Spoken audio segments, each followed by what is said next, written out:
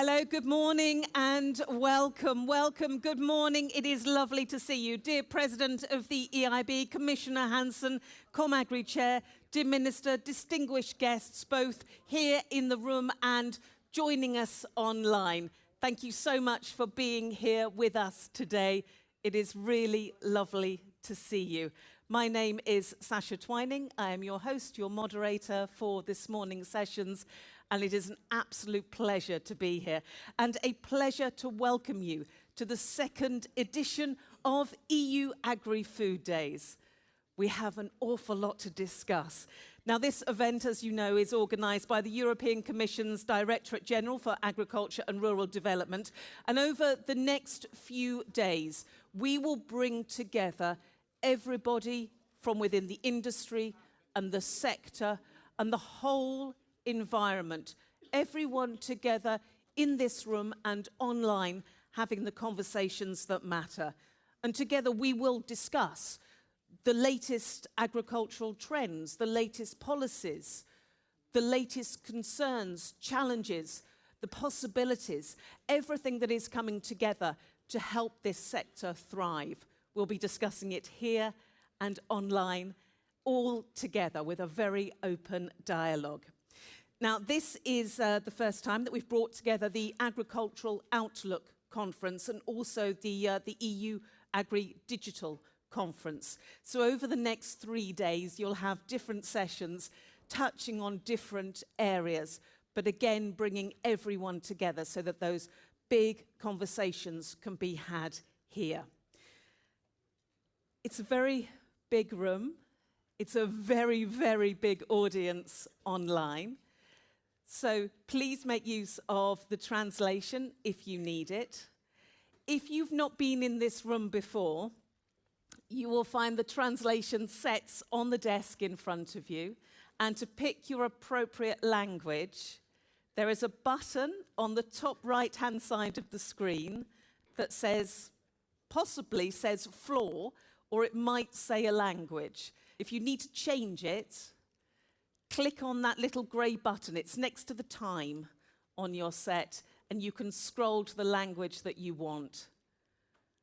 And then select that one and be able to follow along. We have lots of people speaking in English. The main conference will be in English, but some people will be speaking in their mother tongue as well. So translation is available.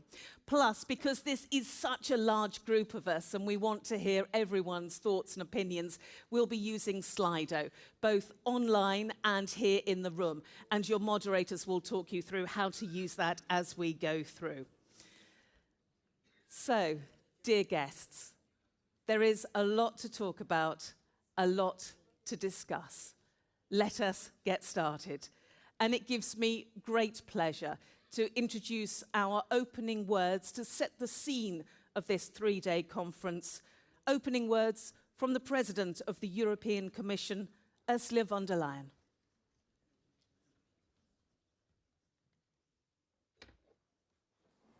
Dear President Calvino, dear Commissioner Hansen, dear Minister Nudge, ladies and gentlemen, it is a pleasure for me to open again the European Agri-Food Days.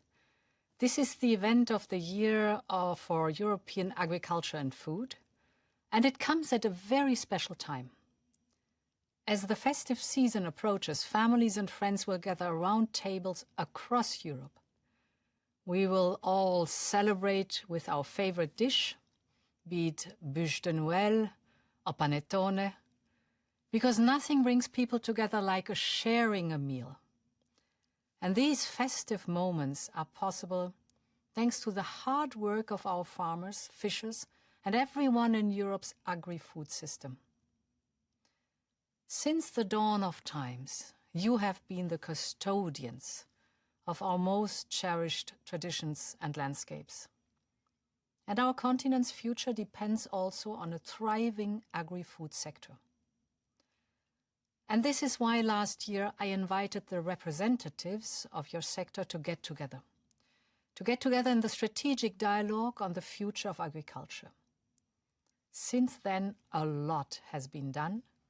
You have put forward your recommendations, unanimously, and we have already started to act on them. Just let me mention 3 key outcomes of the strategic dialogue. First, you asked us to cut the administrative burden for farmers. And we are delivering on this with more flexibility, more incentives, more exemptions for small farms, and no more micromanagement. Because you deserve more trust and more time to focus on what you do best. Second, you stressed that farmers are often the weakest link in the value chain. And sometimes you have no other choice than selling your products below production costs. This cannot be. So, this week, we are proposing to review 2 important laws: the Common Market Organization Regulation, to create more transparency and predictability, both on contracts and prices that farmers receive, and the Unfair Trading Practices Directive, to give better protection to small farms and food companies when they deal with bigger buyers. Farmers need to be in a stronger bargaining position towards the price makers. Your hard work deserves to be rewarded. And third, in the dialogue you highlighted that the number of young people who choose a career in farming is getting too small. We must reverse this trend. Young people need the right incentives to enter this noble profession: a fair income, access to land, access to finance, and more. And today, the European Investment Bank will announce 3 billion euros in agri-food investments with a strong focus on young farmers. And I would like to thank Nadia Calviño for our excellent cooperation on this. It is a message to young people who want to take over the family farm or start a new organic business. Europe is at your side. And all of this is just the beginning. In the first 100 days of the new Commission, we will present a new vision for agriculture and food, looking at how to support the competitiveness and the sustainability of your sector. And our engagement with you will continue. Last week, for example, we launched the European Board on Agriculture and Food. This is another key demand of the strategic dialogue. Applications are open, and I hope many of you will be part of it. The board will be the natural continuation of the strategic dialogue. It will provide advice on strategic policy initiatives, and it will foster dialogue among its members. The agri-food sector is at the heart of our European way of life. Your future is essential to the future of Europe, and I want this future to be shaped with you. So thank you very much, and I hand over to my dear colleague Christoph Hansen. For the next 5 years, he will not only be your main point of contact with the Commission, but also a trusted advocate for your interests in my college. I welcome you all to the European Agri-Food Days. Thank you so much. Thank you.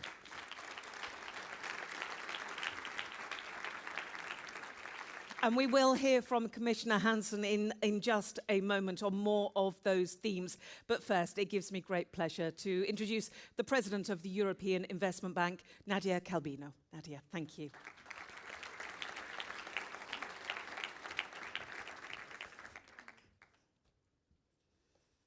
Thank you. Dear Commissioner, dear Christoph, distinguished guests and partners, it is impressive to see a full room, a full house today to discuss one of the top European priorities. And I am very pleased to be here to see and to explain what the European Investment Bank is doing to support European policies in this area. How can we work together to secure a successful future for European agriculture and the wider bioeconomy? And although President von der Leyen already spoiled the announcement by saying how the European Investment Bank is actually stepping up its financial support to this sector. As our key food producers, guardians of our rural communities, protectors of our biodiversity, it is clear that Europe's farmers are vital to the European way of life, as President von der Leyen just said, and also they are a major force for our economic success. And this is why investing in Europe's agriculture and the bioeconomy is one of our core 8 strategic priorities at the European Investment Bank Group. We put it very high in our strategic roadmap. We presented it to our shareholders, the 27 member states, and our strategic roadmap was unanimously supported by them, which means that as financing arm of the European Union and one of the world's largest multilateral financial institutions, we take our support to this sector very seriously.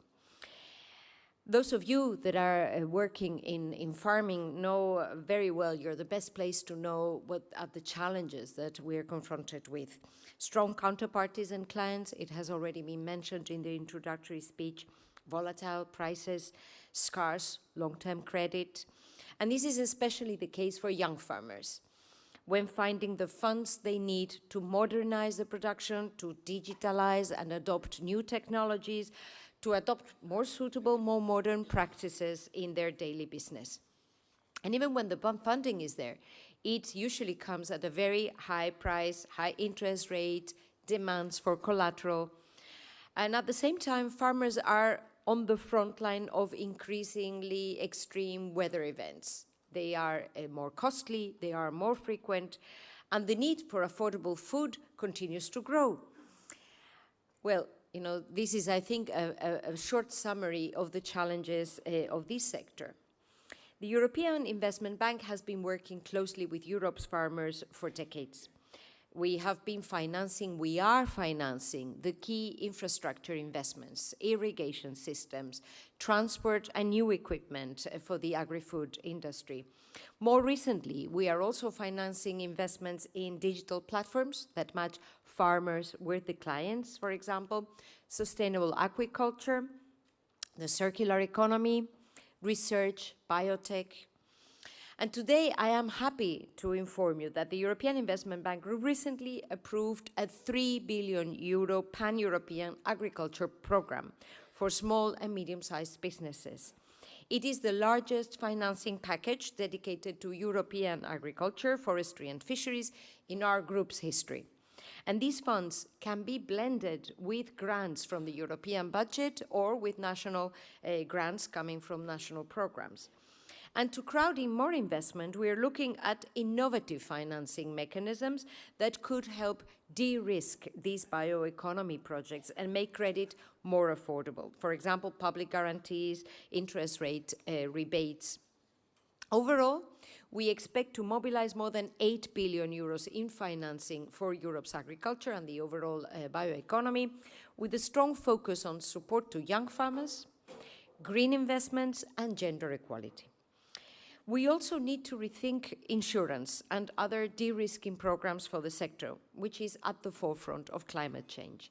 Just this morning, I was discussing with the Commissioner, with Christophe, how droughts and floods, like we have recently seen in Central Europe, or even more recently in my home country, in Spain, they illustrate very well the need to deal with extreme weather events that are increasingly costly.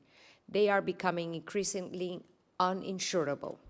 So together with the European Commission, the insurance industry and farmers themselves, we are working on ways to provide European support to deal with these extreme situations.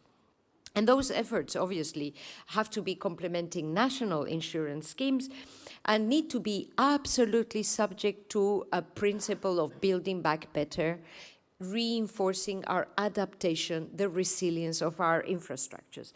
Every euro we invest in resilience and adaptation to climate change can save between 5 to 7 euros in repairs, in the costs, knowing also that some of the costs are simply irrecoverable, like the loss of human lives. So supporting ways to help limit the damage is an increasing focus for us at the European Investment Bank Group, because it's not only the right thing to do, but the smart thing to do for all of us. And adaptation can take many forms. For example, we're investing in innovative solutions in companies that are developing high-performance seeds, as Florimond-des-Prés in the north of France, increasingly focused on breeding plants that are resistant to extreme heat or droughts, as well as illness or pests.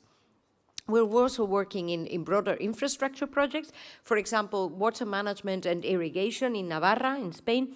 Our canal extension project will conserve water and energy. It will restore existing bodies of water and also diversify the kinds of crops that can be grown in the region. This is an important example of how climate and competitiveness go hand in hand to make a winning tandem for Europe. And we are looking into how to finance the second stage of this project, which is going to boost agricultural production in areas that we're seeing rural communities shrink. Because as I said at the beginning, the agricultural sector is also key to preserve our communities throughout the whole of the European Union. We have been participating very actively in the strategic dialogue on the future of EU agriculture that President von der Leyen was referring to, and working on a comprehensive action plan, which, in addition to these 3 billion euros in new financing and a fresh look at insurance that I already mentioned, is also including venture debt and private equity programs to support innovative companies developing new agriculture technologies and in the whole value chain of the agri-food industry.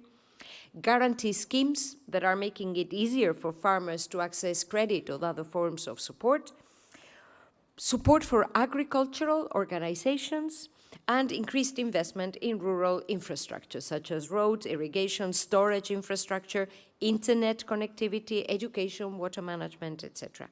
There is much to be done, but I remain optimistic because we are not working alone. There is a strong concerted effort on the part of the European Commission, European member states, the private sector to improve the way we work together. Over the past 12 months since I took up the job as president of the European Investment Bank, I have visited each and every one of the 27 member states to engage with our partners, to talk to our governors, the ministers for finance of the different member states.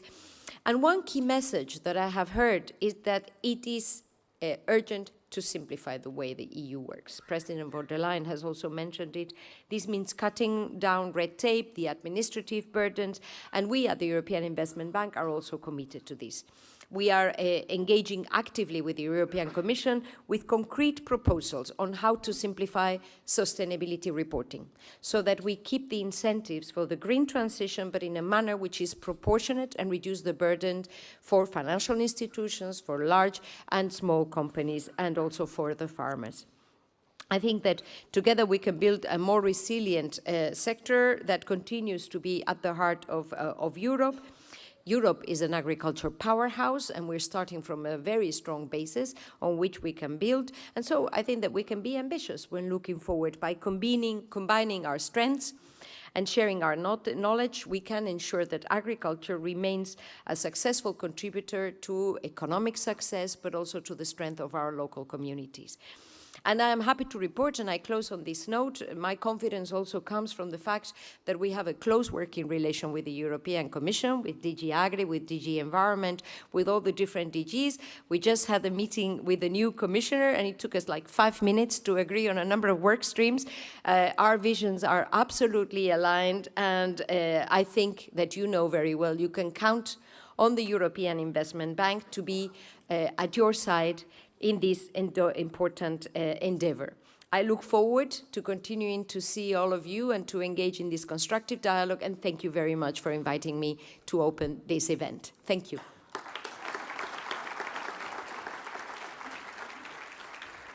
Thank you so much. Thank you very much. And I have to say, I bet there's a lot of people in the room wishing that they could have many 5-minute meetings where so many things could be agreed so quickly.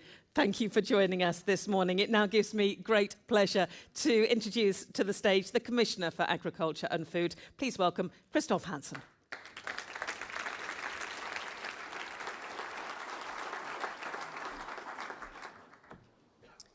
Good morning, ladies and gentlemen, and it is for me a big pleasure to be here to open and to welcome you at the first day of the EU AGRI-FOOD Days. I think it is a very important event because it brings together actors all around the food value chain, and this is important to build a constructive dialogue. I'm very pleased that we could welcome this morning our EIB President Nadia Calviño, but also I would like to welcome the chair of the Agri Committee from the European Parliament, Mrs. Veronika Vrecinova. Thank you very much for attending today as well. And also I would like to welcome the current chair of the Agri Council, so our Hungarian minister, István Nagy. I hope I pronounced it well because the Hungarian pronunciation is a little bit difficult. So it is a huge and immense pleasure and an honor, of course, for me to be standing here in front of you as Commissioner for Agriculture and Food. And I think some of you might know when you followed my hearing that I have as well a very personal connection to the sector because I'm stemming from a farm in the north of Luxembourg.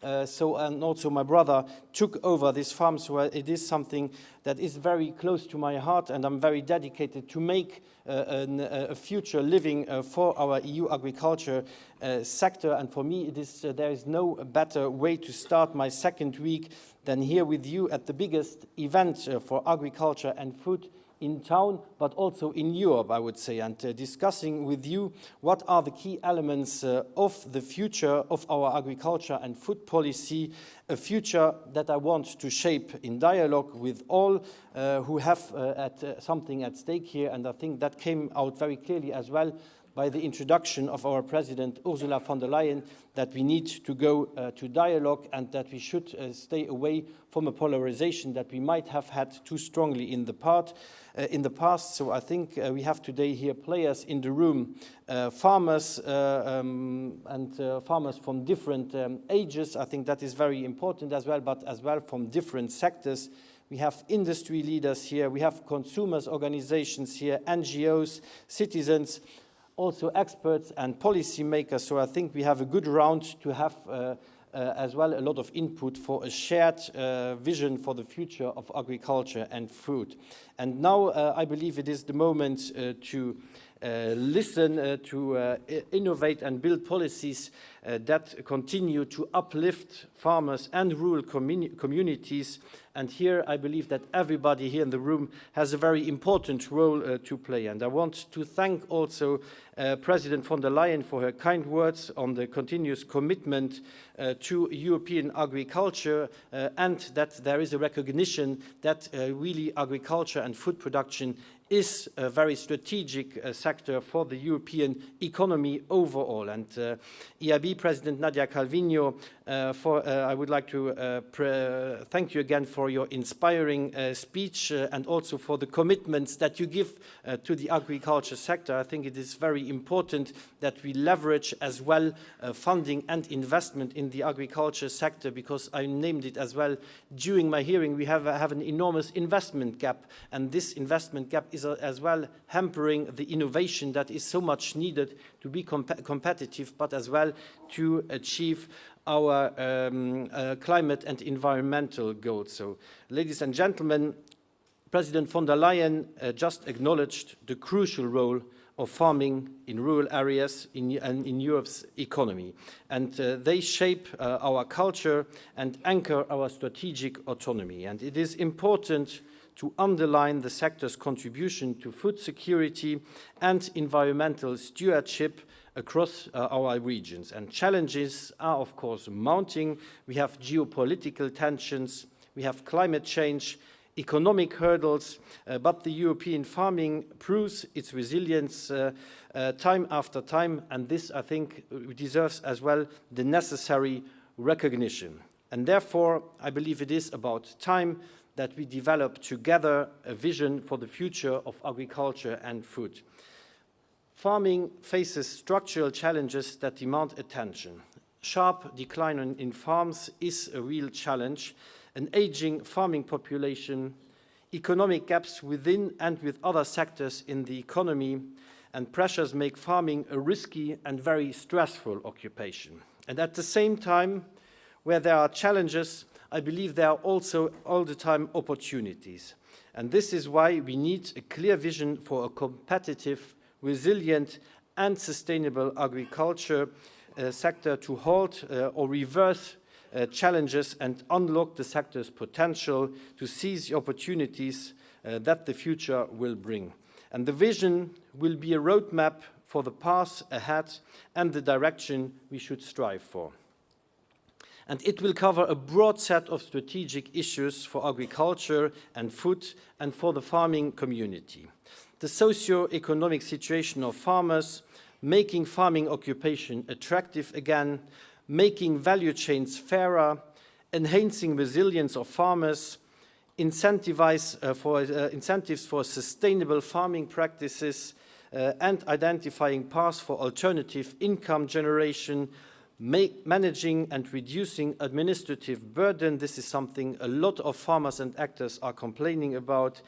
Stimulating knowledge, innovation and investment, stimulating bioeconomy and circularity, and there as well we need as well the appropriate funding and the investment. And we need a competitive food supply chain and stimulate sustainable food environments. And all these aspects need to be addressed to pave the way to generational renewal, because we need young farmers, and I'm happy that so many of them are present with us today. We have to start from a very simple question. What does a young farmer need today and in 2040 to enter, stay or thrive in this profession? Without creating the right conditions, we risk losing next generations in agriculture. And I want to make generational renewal a central tenet for the way ahead. It has never been more critical than it is today, because we barely have 12% of our EU farming community that is below the age of 40, with an average of 57 years, and in that we only have 3% of women. I think that is very important that we overcome these demographic challenges that I just mentioned. So what does a young farmer or a new farmer need in the future? I believe sufficient income to live off and invest in the future would be a first condition we have to thrive for. Secondly, essential resources.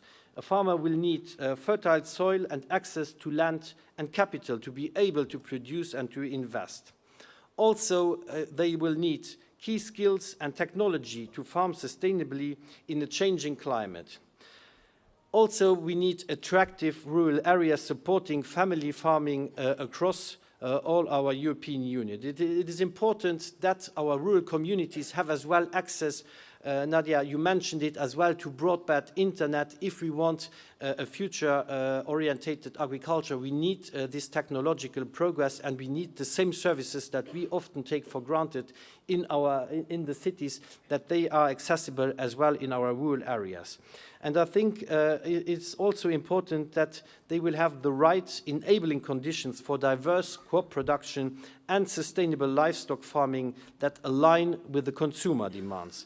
And also, I think it is really very important that consumer recognition of what it takes to farm, but also the fair compensation for high quality, safe European products produced with care of resources. We need to promote this better, and we need to make it known to our consumers what are the constraints and the efforts that our farming community is already doing, because this positive image of our EU agriculture production and our food production is very important to promote, and consumers need to be aware what they are paying for and what they really want on their plates. And if we get this right and put the right conditions in place, farming will hopefully again be an attractive economic sector, and I think this is something we definitely have to thrive for together. And this cannot be achieved through top-down mandates, and I think it's very important that we develop a shared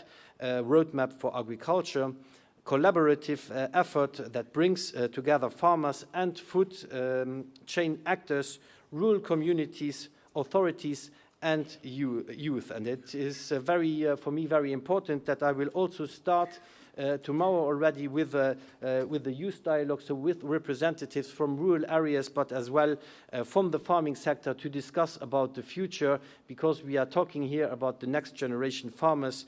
And I think it is very important to get it right and to get the concerns right and include this into our future actions. And also a very important point, the competitiveness, which is not only part of my mission letter, which is an overarching ambition of this Commission. We need to get the competitiveness as a central point into all our economic sectors, including agriculture, because a farmer in the end does not want to live from filling in papers. He wants to live from the good quality product that he brings to the market and that he elaborated with care. So I think it is very important that we support entrepreneurship in the food value chain, and that we must invest also in research and innovation to support the sector.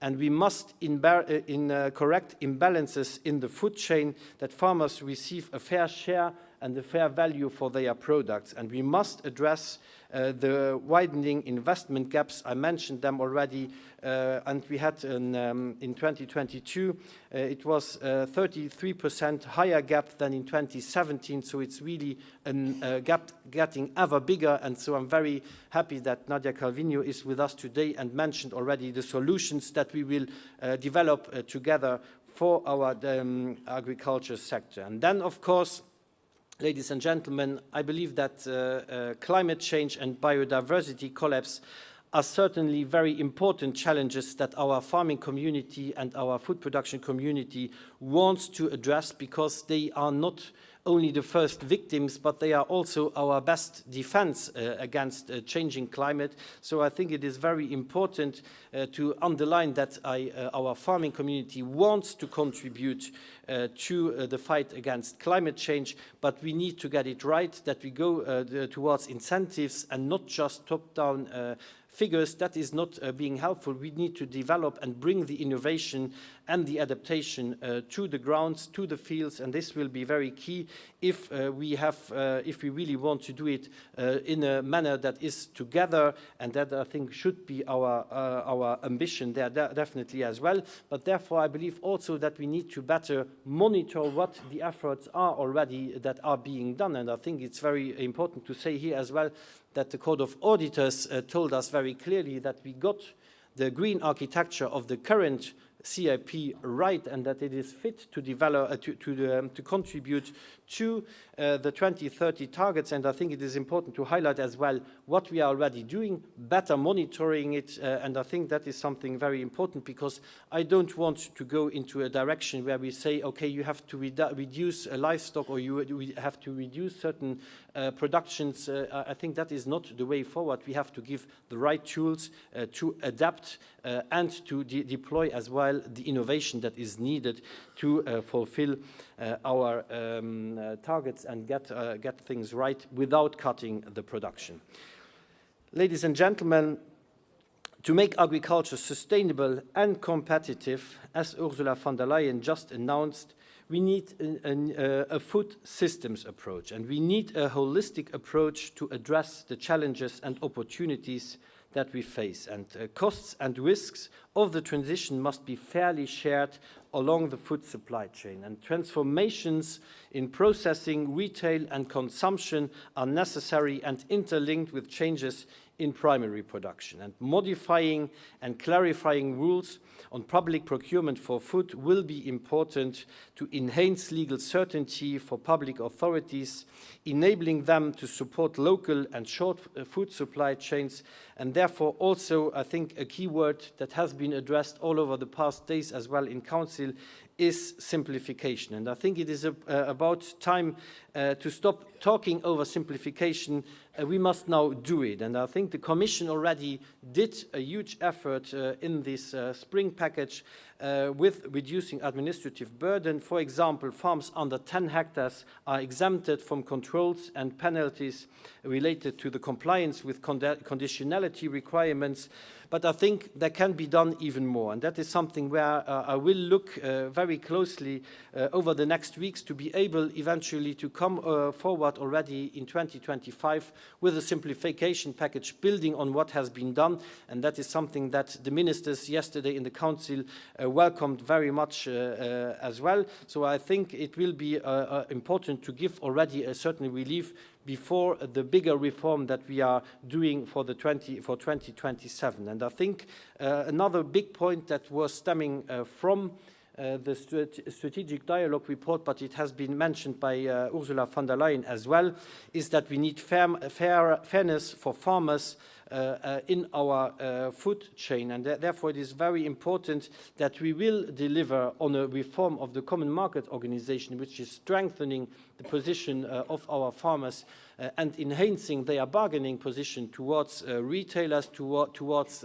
other actors in the food supply chains. We need to do this, and we know that in certain member states it works well, in others it doesn't work so well, so we need really to address this to encourage and promote the regroupment of farmers in producer organization to be better set in this, and secondly as well, the Unfair Trading Practices Directive also mentioned by our President needs to be, that we need to have a clarification, because in the cross-border application we see that there are certain points not working well, and we need to clarify who is in charge and who is responsible to avoid situations where there will be conflicts between the different actors in the value chain. And then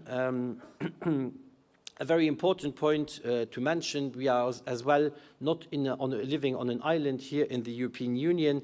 We are dependent and as well on the exchange with third countries, and that is something we need to frame and to accompany very diligently, I would say. And because we are, of course, importing goods, we are importing soy for our milk production, for etc., but we have as well a lot of export goods. So we had in 2023 an export overall of agriculture goods worth 230 billion euros.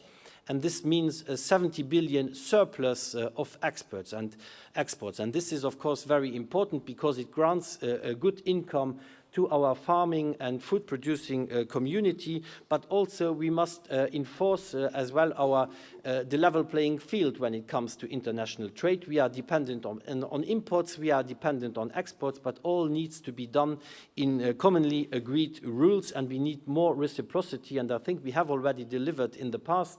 One example that was a lot on the press these last weeks was, of course, the deforestation regulation, where I was still in charge in the European Parliament, but this brings a level playing field. We have very strict rules when it comes in the European Union to deforestation, but in other parts of the world it is not the case, and I think we need to be clear.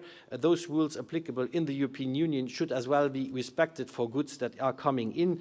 There are several goods, meat, soy, etc., that are in the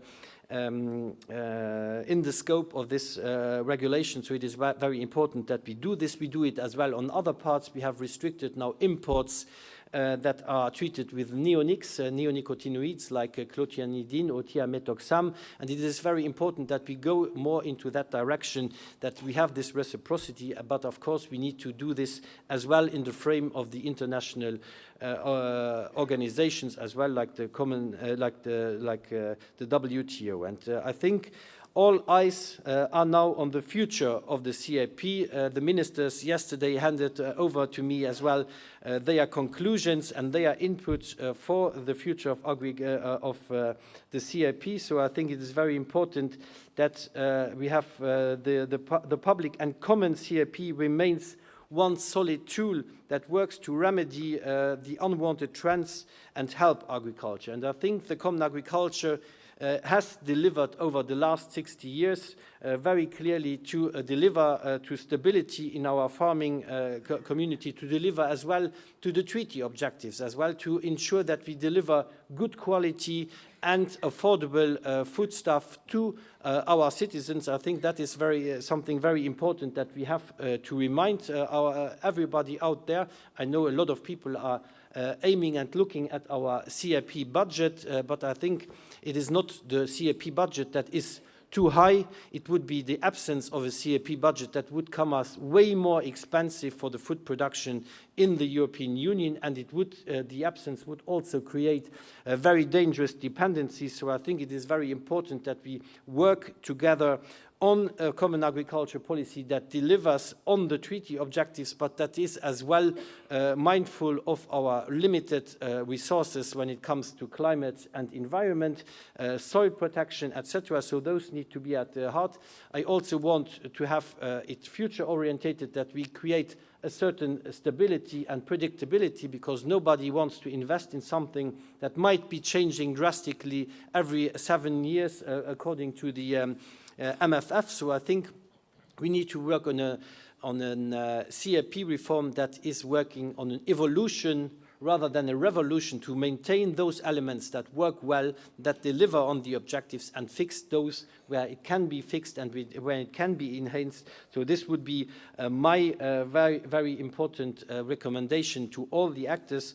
I will also be discussing this with, and it has been announced by President von der Leyen, we have launched now the call for applications for the new board on agriculture and food. So all the recognized organizations can now apply until the 8th of January, and hopefully we will get there a very good round around that table to discuss as well future orientations of our CAP. I will be chairing this European Board on Agriculture and Food, and I think it is very important that we maintain this positive dialogue approach, that we get all the actors around the table, and that we have as well common solutions that we will be presenting and giving to the co-legislators. This will be very important that we have this high-level input. And I am not, when I started my mandate, some people came to me and said, well, my condolences for taking up this new role as European Commissioner for Agriculture and Food.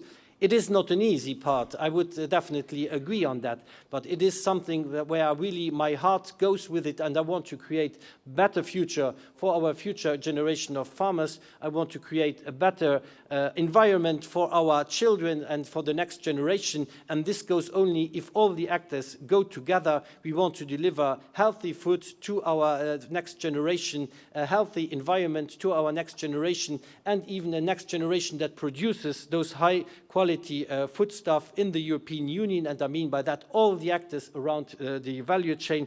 And therefore I'm very glad that you joined so numerous today in this room, and as well in the listening room and in over the digital way, to discuss those way forward. And I'm looking forward to very positive and constructive exchanges, and therefore I believe that we have a common and a good future, and it's on our shoulders now to create the right environment for that. Thank you.